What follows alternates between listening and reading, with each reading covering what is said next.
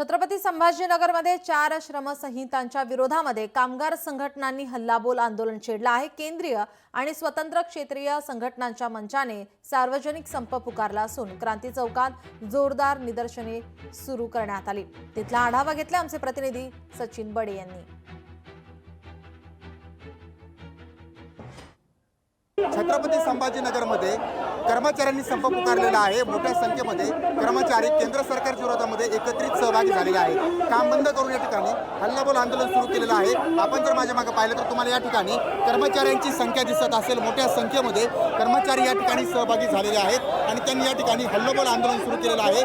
महत्त्वाचं म्हणजे त्यांची ही जी मागणी आहे, कारण काही कायदे असतील किंवा कर्मचाऱ्यांच्या विरोधामध्ये काही हालचाली असतील त्या रद्द कराव्यात अशी मागणी जी आहे या ठिकाणी या कर्मचाऱ्यांची पाहायला मिळते। काय सांगाल, काय तुमची भावना आहे? तुम्ही एकीकडे संप पुकारलेला आहे, संपामध्ये सहभागी झालात। बटेंगे तो कटेंगे हे हिंदू मुस्लिमांसाठी नव्हतं, तर त्यांचा असा इशारा होता, जर तुम्ही हिंदू मुस्लिम म्हणून वाटले जाल तर आम्ही सत्तेत आल्यानंतर तुम्हाला महागाई, बेरोजगारी आणि भ्रष्टाचाराच्या नावानं कापू, हा इशारा त्यांनी दिलेला होता। आणि जसे सत्तेत आले, महागाई बेरोजगारीच्या निमित्तानं त्यांनी हिंदू मुस्लिम सर्वांना कापणं सुरू केलेलं आहे।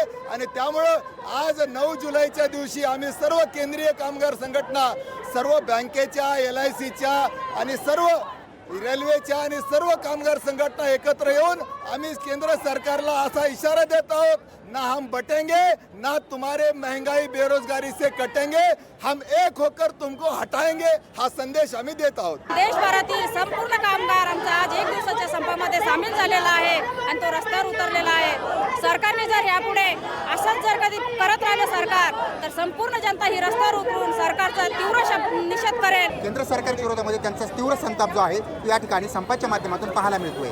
सचिन बडे, लोकशाही मराठी, छत्रपती संभाजीनगर।